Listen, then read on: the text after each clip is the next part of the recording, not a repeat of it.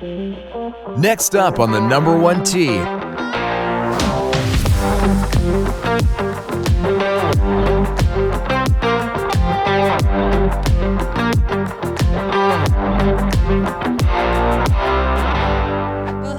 Welcome to your virtual tea time. My name is Tori, and I am your host today. I am joined with my buddy Kareen Larson. Hi, Kareen. Hi, Tori. Thanks for being here again. Anytime. Second time, and it won't be your last, I promise you. Really? And we're here with Milo Lines. How are you, Milo? I'm great. Milo, what should we call you? Golf professional, teaching professional, expert? Like, what do you like? Just Milo? Any of those titles are fine. How long have you been teaching? Oh, boy. I started teaching full-time in 2009. Yeah. Before that, I taught a little bit on the side, but I was mostly playing. Yeah. So, I know we're going to get into that, Milo, because I want to hear all about your playing days, too. But Kareen's here today because we just got done with one of Milo's 2-day golf academy schools. I've been calling it golf school, but it's a golf academy. We call it a golf school. Yeah. And it's full immersion all day, 8:30 a.m. to 4:30 p.m. My right thumb especially was done swinging a golf club by the end of the 2 days. And it was quite an experience. So what do you think, Kareen? I loved it. Loved the full immersion, like hours of Milo. So funny story with Milo and I, we've known each other for a long time. Probably since about the time I started teaching. Or me started playing. And I've never had anyone touch my swing. I mean, I've picked people's brains, but never had anyone touch my swing except for Milo. And it's been 20 minutes once a year. Yeah. And this is the first time that I've been able to spend these hours with Milo and his technique. So it was a lot of fun. Yeah. It is. And putting it together. And the reason why I ended up there is about 2 weeks ago, I was playing in Kanto and swing was just gone. You know, it was right before match play championship that Which Kareen it came back. But I had one of those rounds where it was like, I don't know how to swing a golf club. It's gone. And it just, you get that sinking feeling in your stomach like, I am a terrible person. I've been there. We all get those. Yeah.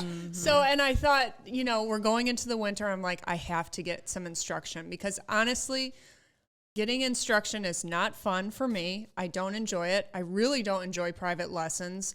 And this is the time of year, like between December 15th and February 15th, there's really not a lot of competition going on. So if there's any time where I'm going to kind of work on a new swing or changing up my swing, this is the time to do it.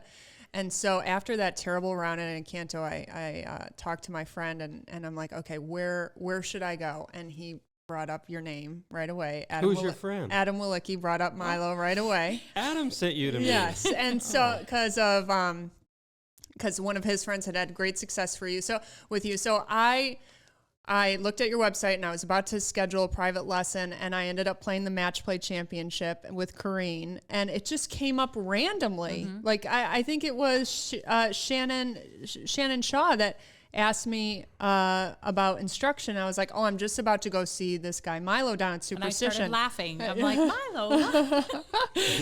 and then you brought up the golf school opportunity. And again, I had no idea if I was able to get in or what would happen, but I thought, you know what? The timing's right. Even though we're close to the holidays and it's crazy for some people, it was actually good timing for me to kind of dedicate 2 full days to going to a golf school and really concentrating on, it ended up being 2 things for me that I really need to focus on that are big changes, but at least I know when I go to the range and when I start videotaping my swing and such, I can really see what I'm doing. But I was committed. So that was kind of the reason why I reached out to you, Milo, and I ended up talking to Henry too. And I was like, okay, I want to get in on this. And I was able to take the last spot available and it just worked out like that. But I actually started my golf adventure, my golf journey, going to these full immersion golf camps. I went to John Jacobs right off the bat, and it was like 3 full days, all day in the middle of the summer. It was super hot. And that really set a nice foundation for me going into, you know, what turned into quite an addiction. Yes. So It tends to do that. yeah. So Milo, why did you start these golf academies, and what's your purpose behind it?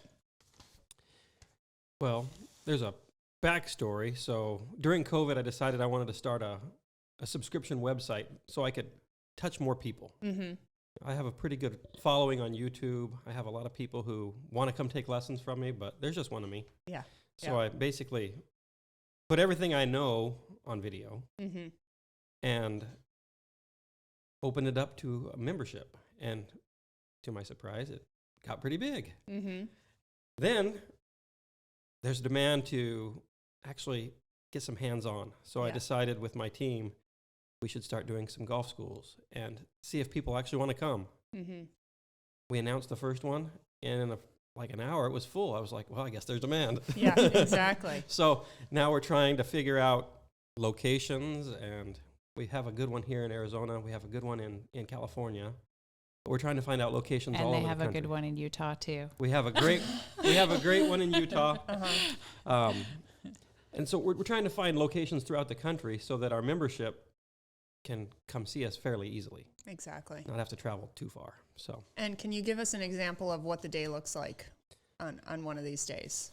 so the day starts off generally with a nice warm up, Mm-hmm. and then we go into what I call my foundations. Mm-hmm. Just exercises to get people moving how I want them to move. The website, if you had been through the website, you'd see that I've got it laid out exactly like the golf school, Okay. how it went. Mm-hmm.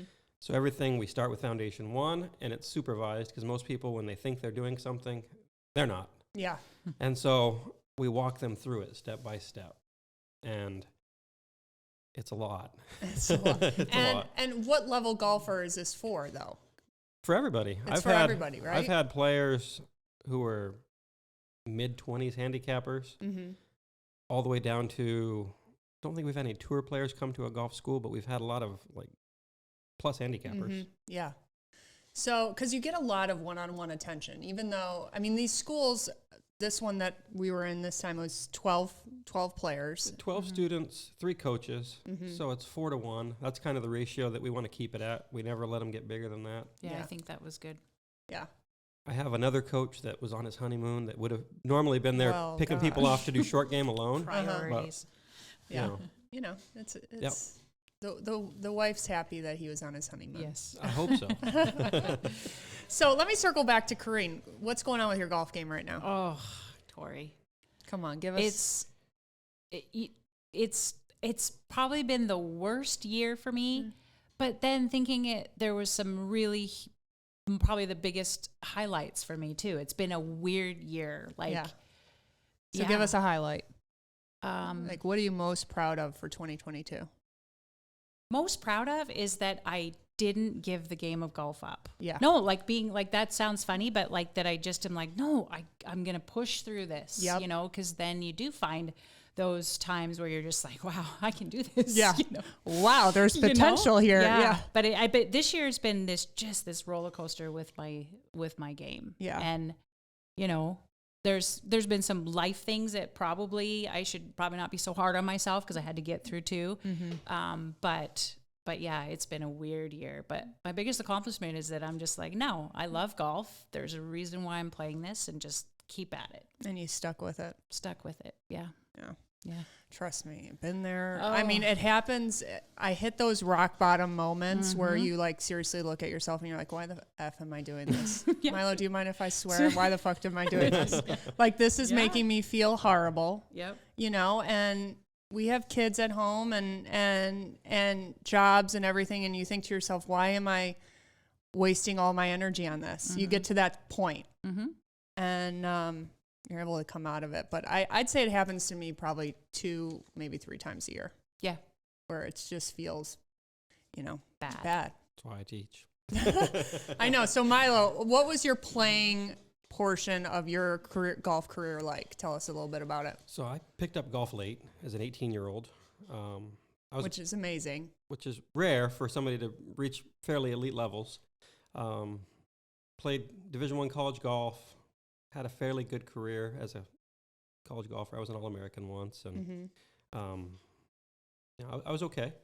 I decided that I wanted to try my hand as a professional and turn professional, and I had immediate success. On many tours, I went out and immediately started winning events, and then tried to take the next steps, and I just wasn't that good. I couldn't putt. Putting was a problem? The nerves, I found that nerves affect my speed control. And so whether I read it right or not, I don't hit at the right speed, so it never goes in. Isn't that funny, though? I mean, just when the nerves kick in, just feel goes away. Like, bye-bye. Yeah. And you just hope that all the repetition will just take over at that point. You hope. So what about those experiences with you, though, and those times where you're just like, why am I doing this? I'm sure you had that plenty. Sure, yeah. I still remember playing in a few professional events. One of them was I was playing in the Utah Open a few years back. It's probably been, 10 years ago. And I was in the second to last group. I think I had the lead on the 16th hole at Oak Ridge Country Club. And I knocked it on the green. Back then, I don't know if the nines are flipped, but 16's a par 5 over the water. You know that hole? Yeah. I had about a 12-footer downhill, and I walked off with a double bogey. I had a 12-footer for eagle downhill, and I walked off with a double bogey. So I putted it around a lot. That's a lot of. I'm like counting. I have to count on my fingers. Yeah. 5 putts, and I remember walking off, and I put my clubs in a closet after that, and I didn't pull them out for 2 years. Yeah, gosh, I've heard that story before. Yeah. You know. So at what point did you put your clubs away on the competition level for good, and you said, you know what, I want to go teach? Or did you start teaching while you were still competing and really started to like it? I taught a little bit while I was still playing, but after that event, I put my clubs away and I went and got a job. And out of golf, I was like, I'm done with golf. I'm gone. Yeah. And I got into real estate, of all things, and this is like 2007. And so that second half of 2007 was good. I was like, man, I can do this real estate thing. I'm doing good. Yeah. And then second half of 2008 shows up, and the real estate world comes to an end for a while. And we're about to starve to death. Yeah. And people that I knew in the real estate world, they asked me to come play golf. A lot of them didn't even know I played. Yeah. And so I show up with my staff bag. Oh my God, can you imagine? Showing up with Milo on the tee and hitting that. Thinking they were going to do anything against Milo. Yeah. Milo drives the ball. I mean, it's Pounds 350 in the air. Is that Sometimes. a good? Yeah, but seriously, can you imagine just seeing that and not knowing he was a golfer? Stop. I'd like to have that. Did you start bets before you hit? No, I showed up and I had my staff bag with my name on it. Oh, you had staff. Okay. And everybody's like, oh, you play golf. And I was like, yeah, I was pretty good once. And so we go out and play, and it had been 2 years since I played, and I shot 65 at Fox Hollow. Of course you did. And I was like, wow, I can still play. Well, they all wanted lessons after. So I started giving a few lessons, and then I was like, maybe I'm doing the wrong thing. Yeah. So then I started teaching. And did you love it right away? Because I feel like you really have to love teaching golf. I did, actually. Yeah. It was almost more fun watching somebody else light up and be like, oh, man, I just hit a good shot than it is for me to hit a good shot. So, did you ever compete again after that? I still compete a little. Okay. I still play in section events and things, but not a lot. What do you like most about competing that keeps you coming back at least occasionally? The competition. Yeah. So you still have that fire in you? Yeah. I still like to get into the mix and see if I can win. Yeah. And how have you been successful a little bit since? Yeah. I've actually played some of my best golf since I've been a teacher. So interesting. Not in the last couple of years. The last couple of years I only play one event, so I rarely play anymore.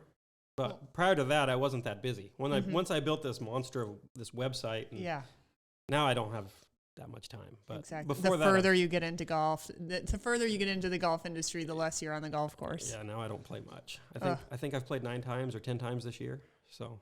Oh, that's too bad. It's too bad because I'd love to see you competing again on a more consistent basis. But we'll see. We'll see. So let's get into when you started teaching and it started taking off. So. Because you have a huge social media presence, whether it's on Instagram or YouTube, you know, how did that get started? Because that's its own beast, and it's a lot about teaching yourself how to use these platforms and getting comfortable in front of video. Like, how did that start? So I started a YouTube channel like 5 years ago, and it grew a little bit. You know, I think 2 years ago I had about 12 or 13,000 subscribers, Which is really good. It's pretty good yeah. for a YouTube channel. Yeah. You know, it wasn't a big YouTube channel, but it was bigger than most golf YouTube channels. And then I started my website, and I wound up within a month I had like 250 members, and I couldn't service all of that by myself. So then I brought on Henry to help me, and he basically took over all of my online, and with him doing all my online stuff, and then it started to really grow, because like he's dedicating way more time to it than I have time to do. So you know, I'm teaching. And when you say online stuff, it's just kind of putting together the content and posting it. He hangs out with me on the range, and he shoots little clips that he thinks are interesting. He'll be there with his phone, and he's like, he's going to say something good. And he pulls his phone out and he films it. And then those things show up on Instagram. And yeah, but that's what it is. Yeah. It's like totally being on all the time and just like randomly getting a great shot that gets you the views. It's not something I'm doing, actually. It's something that Henry does now. Yeah, so that he's producing. And when he took over my Instagram account, I think we had 3,500 followers. Now I have like 43,000 or something. I don't even know. It's great. It's crazy. So. Yeah. So is Henry the one coming up with most of the content, like in his head, like the topics, or are you throwing a lot of it out there? Because you're there. I mean, Henry's seeing students too, but you're out there really seeing what the students are asking for, what they're struggling with. I mean, you get an hour lesson, and that probably comes up with 5 to 10 to 15 video topics right there. I think most of the topics come from questions that are just asked. And so we get a lot of questions from YouTube subscribers. We get a lot of questions from our members. And so between all those questions, we just kind of filter through them, and he'll be like, we got this question. You want to do a video on it? Okay. Yeah. Yeah. So they're all. I love it. So Kareen, so we went through this 2-day golf school. What are the things that you're now working on? Like, you're going to go home, you're going to hit balls, and you're going to concentrate. Not a drastic, but a little bit of a different swing path. Not one that's just torn me down and hey, where's Kareen for the next 2 years or anything like that. And that's one thing that Milo has always been good at is he's never torn me down. He's taken, you know, what I can do and just added to it. Or what about this, you know, but so it's a little bit of a different swing path, but it's everyone who knows me knows my severe ADD, and it's just patience and finishing my backswing and then getting into that, being able to get into that position that Milo's getting me into. Yeah. So it's uncomfortable. Like there was a couple, I think Henry had me into this position. I'm like, well, don't take a video of that, because that probably looks crazy. And you probably saw the video and it looks totally normal. Yeah. No, they put me in positions yesterday. I'm like, my body is seizing up. And then I look at the video and it looks like a normal golf swing. I'm like, wait a second. I thought I was like all contortioned sideways. There was this one time where I was getting a little bit frustrated, and I was like this, and I was actually joking with Milo, and Milo was like, that's exactly it. I was like, what? So Milo, with these golf schools, who is this for though? I know we said it's all levels, so you can be, you know, a 25 handicap to a plus handicap, but what are you getting yourself into? Because it is a lot of balls hit. Like what should someone expect it for results? What should they expect to do after? Give us the rundown. So it's for anybody who really wants to make changes, because over the course of 2 days, you have a chance to figure out where you're going to fail and how you're going to fail, in multiple different ways you're going to fail. And we can figure out how to solve those. Because oftentimes when someone comes and takes an hour lesson from me, you know, I can make anybody hit it pretty good in an hour. But if the minute I walk away and I come back, usually they're off on La La Land doing their own thing, and something's wrong. And then then I'm getting texts and calls, and they're like, well, it's not working. And I'm like, well, okay, what's wrong? In a school like this, you have a chance to actually fail a few times and recover, and fail a few more times and recover. And by the end of it, you're like, okay, I see how I can piece things together and how I'm going to screw it up and how I can fix it. And for each student, what is your goal for them leaving? Leaving? Like going through the academy and then, you know, they're leaving the second day. What is your goal that they have? I want them to have a fairly solid roadmap of where they're trying to go and how they're trying to get there. So we see this issue and this is how we solve it, and these are the steps to take. Yeah. That's basically the goal. Would you agree that most people have one, maybe two things that they always revert back to, like that they're battling the entire golf journey? Like even yourself, you have one bad habit that will always creep back up. I told everybody what it was. And what was it? Remind us. I tend to want to fall down as I'm winding up, as I'm taking my backswing. And when I do that, my sequence gets off and I'm toast. But you still, it's funny. So you're totally aware of that habit that can knock you off course, but it still creeps up. It's just the way it is. It's just the way golf is. I think that's how kind of life is. You know, we all have the things we struggle with, and they don't go away. Yeah. We try to overcome them constantly, but. And Kareen, do you feel like you're aware of the things that you struggle with the most as far as swing wise? Like if your swing, what's your miss normally that you battle My miss the is most? sequencing. My miss, so I'm normally right-handed, but I swing left. And like even my footwork, so like I throw a ball right-handed and my footwork is literally backwards of what it should be on the golf swing. And so my sequencing gets off. Timing and sequence. It's not a matter of whether I can hit that ball. It's whether it's just going 300 yards left or 200 yards right. Yeah. That's really what it is. Yeah. She tends to be on her trail foot. Yes. Starting the downswing, and that needs to be well over onto my the pressure needs to have moved to the forward foot. That's what was great about this school is that for the first time I could do nothing but work on that. Yeah. And I think I made progress. I made huge progress. Yeah. And now I know, like obviously before it's like I know what my problem is, but what do you do to fix that? And then not to only that, but you have at least an hour or two of seeing success instead of 10 minutes of seeing success. Yeah. So you find confidence in those positions. And there were points when I came over and I'd help you and you'd get it and you'd be like, perfect. And then I'd walk away and then I'd turn around and I see you over there. My shoulders slumping. Kicking the dirt, mad. And then I'd come back and we'd figure it out again. And in the past, I've never had that opportunity for him to come back, you know, and for that many hours feel exactly that confidence. So Yeah. So there were 12 players there, and Kareen and I were the only two women.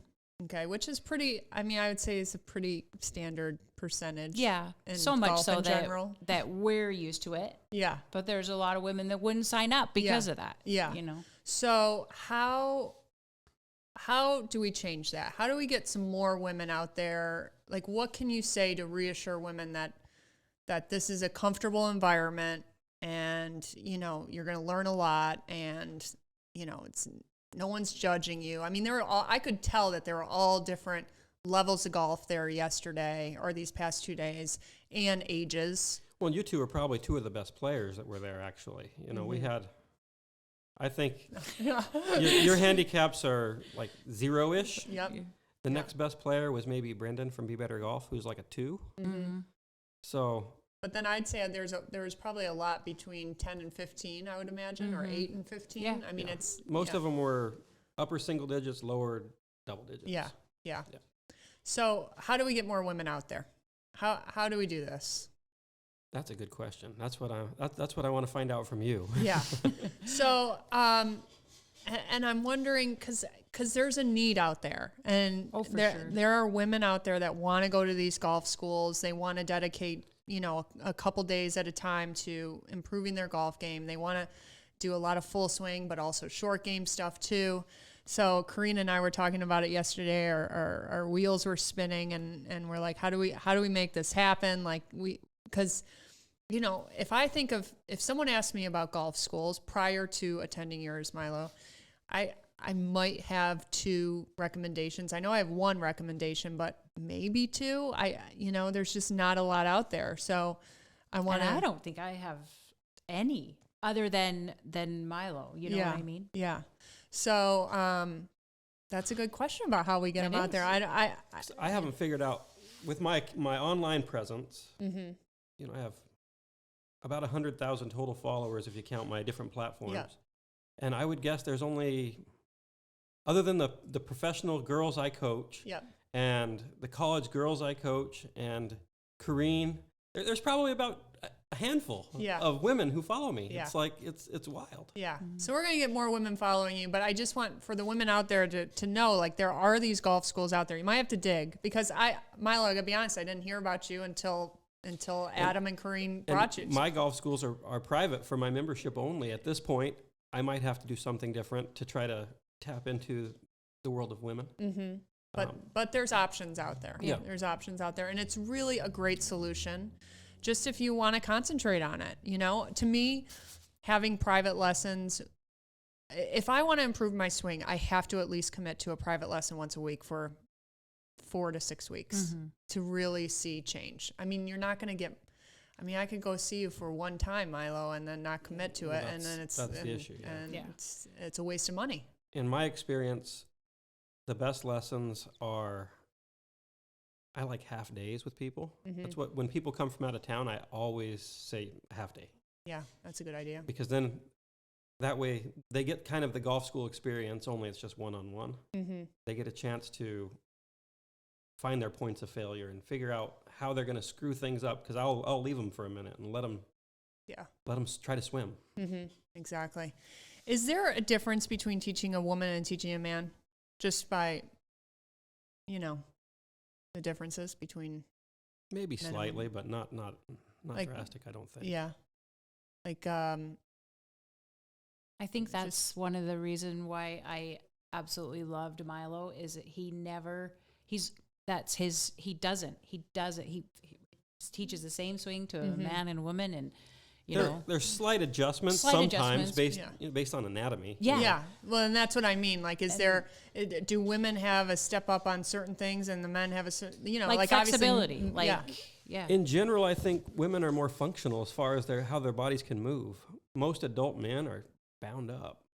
They have a hard time moving. That's why their golf swings look totally top heavy, all arms. But the thing I liked about Milo is that he thinks that I can swing just as athletic as any other, as another guy. So he doesn't like hold back on anything. He's like, do this, So that's why. So you hit it 1 million yards off the tee. What do you say to the woman that wants to get more yardage off the tee, an extra 10, 20 yards? How does that even happen other than, I mean, is getting actually stronger the only solution, or is there other ways to do it? Technique plays a big role. So the way I look at it, I look at where they're at technically. Are there inefficiencies? If I find that there's inefficiencies, then there might be 20 free yards right there if we just make them a little bit more efficient. That doesn't always work out, though. A lot of times women who come to me are already pretty good. And so 20 more yards, then it's like, well, how do we make you 20 yards stronger? Because your golf swings, you're a tour player already. It's not like you stink. So then it becomes, we've got to find some strength, or we've got to figure out some protocols, some speed training things just to make you a little faster. Yeah. And I like that you had Zach there these past 2 days as kind of our TPI expert and helping us with that. So are you a strong advocate for TPI training and golf strength training in general? Yeah. I for more than anything, it's for mobility stuff. Most men are plenty strong enough. They lack the mobility. Most women have plenty of mobility and not enough strength. Yeah. So it's just finding where you're deficient and making those things better. So what are you going to say to the 15 handicap that wants to become a single digit? Because that's one thing that I didn't hear a lot, at least maybe I wasn't listening at certain points, but I didn't hear a lot of participants the past 2 days come in and say, how do I get to be a single digit handicap? How do I reduce my scores? So those are conversations that we have. We have to create plans. Yeah. A lot of times, if you're a 15, we have to figure out why you're a 15. what are the things that you're not as good at? What are the things that you're good at? Figure out how to play to the things that you're good at. So play to your strengths more, and then make the things that are weak better. But generally, to become single digit, it's not that complicated. If you can drive it in play and hit it over 200 yards, which for most people that's doable. Yep. And if you can become proficient with a wedge, that's basically your single digit. I love that answer. Driver and wedge. And the flat stick. Yeah, the putter, as long as you're not terrible, you don't have to be even that good to be a single digit. Just means you just don't 3-putt all the time. Yeah. If you can 2-putt most holes, and you're just making half pars, and the rest of them not doubles. Yeah. Try and steer clear of those doubles. Yeah. No, I like that though. So drive it straight. I've been reading a lot. I've been reading some golf books lately, and they are, sometimes you get this sense that hitting fairways is most important, but really hitting greens is most important. Oh no, wait, short game's most important. What's your take on that? If you were to rank all the characters, what would you want to be an A+ in? Driving. You can't play golf if you can't drive. I agree with that. Yeah. There's putt for dough or, whatever. Drive for show, putt for dough. But I can tell you my struggles this year where I just almost quit golf, 100% driving. 100% at my driving. lowest points was all driver too. Mm-hmm. In my experience, I have never met a person who's a really good driver who's not already a single digit or better, maybe even better than scratch. And when I talk really good driver, like if you're long and straight, I guarantee you're a low handicapper. Because that's how I got down so quickly, is because I was fairly long, long and straight. The funny story I tell Milo is one day I came to him and I'm like, Milo, I cannot hit that 40-yard shot in. Like, what do I do? And Milo's like, well, don't hit it so that you have 40 yards in. And I'm like, what are you talking about? He's like, don't hit your driver. I think it was blown. Crickets for a second. Yes, mind blown. And I'm like, But yeah, no, so that's why I know that it's the driving, because I got so low so quickly, is because I was so long and so in the fairways. Mm-hmm. Have you ever had time when you were competing, Milo, where your tee shots, your driver specifically, made you really nervous to keep it in play? Because okay. And how'd you get through that? Because that's probably, if I'm feeling extremely nervous off the tee with my driver, I'm usually not in a good place. Yeah. And it never, those two things don't go together. Being nervous with my driver and playing well never go together. Nope. No, never. Never. So driving's always been my greatest strength, but there was a point in time when I had some coaches tinker with me a little bit, and I got a little squirrely. Yeah, because you were thinking too much about? No, they just changed some patterns that were natural for me. When I started golf, I started with a strong grip, no face rotation, all body rotation, kind of what I teach golf-wise. And I had some coaches that didn't like that idea and changed me to a weaker grip, which required me to use my hands differently. So then, instead of hitting my little power cut that I was basically automatic with, all of a sudden I was hitting snap hooks sometimes and then big blocks. And so I was lost for about a season. Yeah. It's a dark place. Yeah. I took a little break, went back to what was natural, and I found my way back. But I can see how people can, you can find yourself in dark places. Yeah. And I'm glad you brought up the baby cut, or how'd you explain it? I don't know, a 320-yard cut. Right? I need There's that no shot. baby about it. Me too. But that is your go-to. Yeah, so that's at this point, if you're nervous or if you need to hit a narrow spot, you're always going to that shot shape. Yeah. Do you suggest everyone have kind of their stock? I think everybody needs to have a shot that they can hit no matter how nervous they are or no matter how tight claustrophobic the hole is. When do you put the driver away? When should someone put the driver away? What? I don't know. Well, meaning in a round, driver's not working. Do you automatically put it away, or do you just keep grinding? I don't know. Mine works. Well, I'm asking to give advice. What would you say to someone? Well, if you're not comfortable hitting driver, don't hit driver. Yeah. So it's hard. It's something that you have. It's case by case. Yeah. But if you're not comfortable with driver, Henrik Stenson's one of the best players in the last 20 years. Doesn't hit driver ever. Yeah. He hits that 3-wood. Yeah. He hits it pretty good. And that's because he's most confident. Because he hates Yeah. the driver. He doesn't Yeah. hit it any good. Uh-huh. He's wild with it. So I love it. Mm-hmm. Kareen, what's your goal for 2023? Golf goal. My golf goal. I want you to give us the most uncomfortable one too. Like not the nice one that you want to tell everyone, the one that you are keeping inside that you don't want anyone to know about. Well, I'm keeping inside. I don't want anyone to know. No,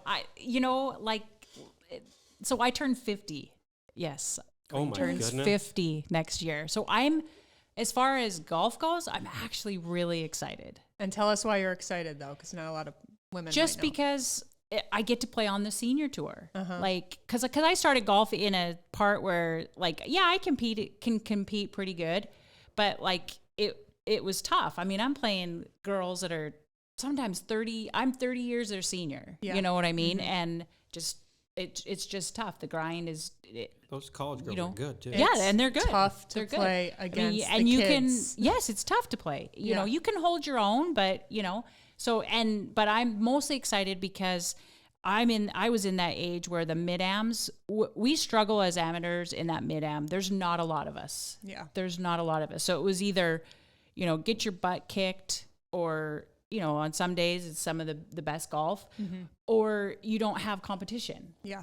You really don't, and so you're like beating up on, but there's a whole senior section out there that is awesome. Like it actually opens up for women anyways.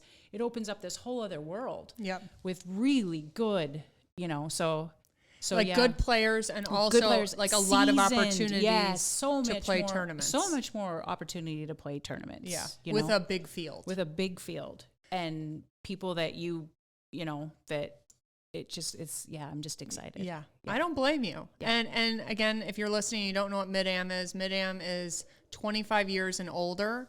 So Kareen and I are in that age bracket. And a lot of times you're playing in these amateur events that aren't necessarily mid-am. So you're playing against a lot of college kids when there's a senior division that you're just not old enough to play in. So you're playing against college kids, or, I mean, there's some mid-am levels that we are playing still against a lot of 25 to 30 year olds, but it's this spot where a lot of women are out there getting married, having kids. Just golf is not their top priority, and they're really good golfers, but maybe they stop playing after college and they could come back and dabble. I've seen a lot of amazing female golfers come back and dabble with it after they've played golf their whole life, younger. Right. And they're just not as good as they used to. And unfortunately, as good as they used to be. And unfortunately, that just like tears them down mentally. And they're like, fuck this. I don't want to play, if I'm not as good. Yeah. So it's unfortunate because a lot of these golfers that grew up playing, they stop playing and they really just never come back to that competition side. They might play on the weekends or whatever, but they never fully come back. But then at that senior level, like Kareen's talking about, like it's just so robust. Many, and Milo knows this, there's so many people that want that, like I've been kind of grappling with, like, because of my position where I'm a general manager and I have all this access of getting me to join the section or the LPGA. But I'll be honest with you, it's the senior amateur level that I want to spend a year or two or whatever and see play in that area, just because I'm so competitive, So, but my one scary thing to put out there is I really want to do not obviously the senior amateur, but I want to be able to qualify for the women's senior open, Oh my God, I love it. So we'll see. I love it. Milo's going to see me a lot more than 20 minutes this year, let me tell you. Yeah. Well, good for you. But it's time. Because again, when you're finding an instructor, it's about finding an instructor that speaks to you. Yes. And that you understand. And when they're saying, when they're giving you instruction, it makes sense. Right. Because a lot of times I'll get instruction and it doesn't, what they're saying is not translating, or I just don't want to spend an hour with them. Oh, it's you true. know, it's like a personality thing too. Yeah. And I came out of the 2 days, and as I was rolling out of there, because again, I could not swing another club. I was like, I'm out. I said, Milo, I will be calling you. We're going to set up another private lesson, because I like your teaching style. I like spending time with you. You make me laugh, you know, so it's about that. You know, Justin Klimbala, another one of my favorite instructors, like, I enjoy being around him. He's a good person. He knows what he's talking about. He's very smart. Erica Larkin, same thing. Yeah.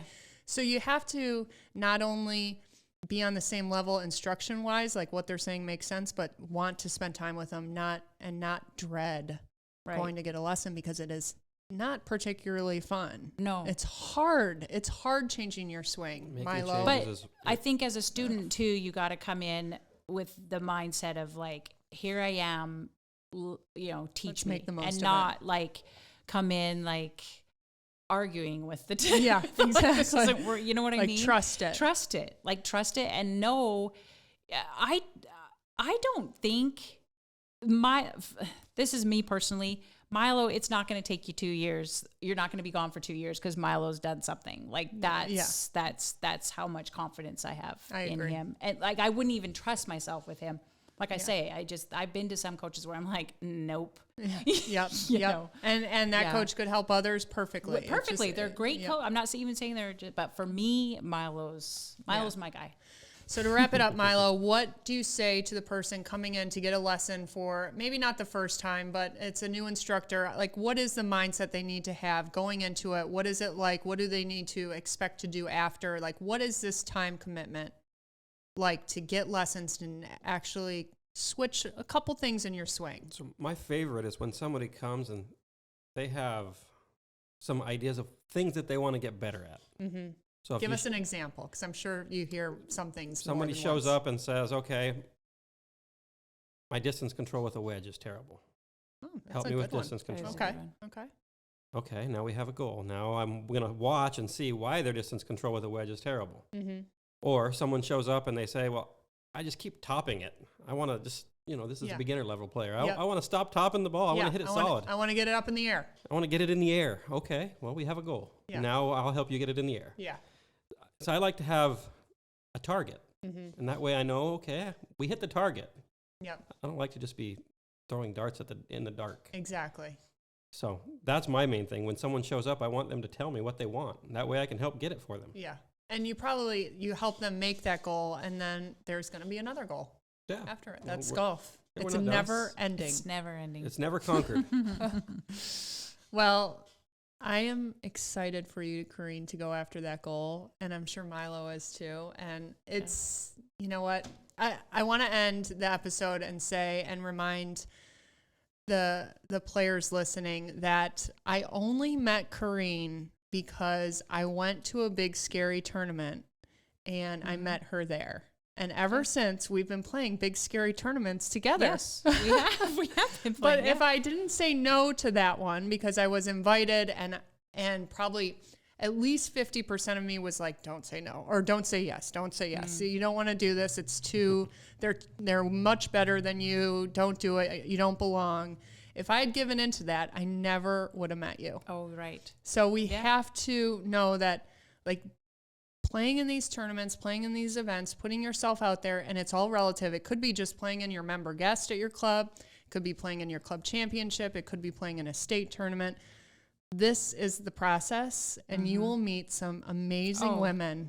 Amazing. It doesn't even have to be big. I mean, like, where to start? When do you start playing tournaments? Well, right now, the women are in this place where you don't have to play these big scary tournaments right off. There's 9 and wine. There's there's even tournaments that have a competition, but then there's also a social aspect, a scramble. Absolutely. Just do it because the people that you meet and that's the everything best part of golf. Yes, it's the best part of golf. Who you meet. The relationships you get from golf are the best. The best. Yeah. And tournament golf, there's nothing like it. The only way to get good at it is to do it a lot. Yes.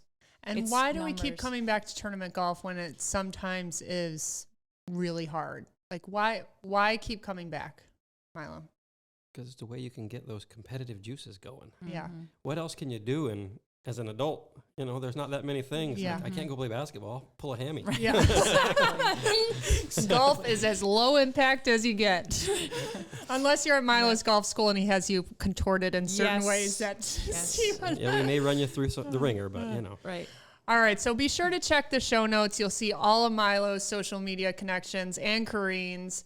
And thank you guys for being on the show today. I know it helped everyone. If you are interested in attending a golf school or getting private lessons, go out there, ask around, see what other people are doing. But I know Milo has a great option, and you know, you just have to put yourself out there. And So. stay tuned. Tori and I we've got God. the juices flowing. No, We're gonna figure something out ideas. with Milo. Milo, do you love ideas? partnerships. Are you ideas? Like, do you get ideas a lot? Or is that Henry's? I think that's Henry. That's Henry. Okay, Henry's the ideas. Kareen and I with love Henry. ideas. All right, thanks, Milo. Be sure to check out the show notes for all the details on today's show. If you haven't already, please give a 5-star written review on your favorite podcast platform, or even screenshot this episode and send it to your golf buddies. Thank you so much for listening, and I'll catch you on the first tee in a couple days.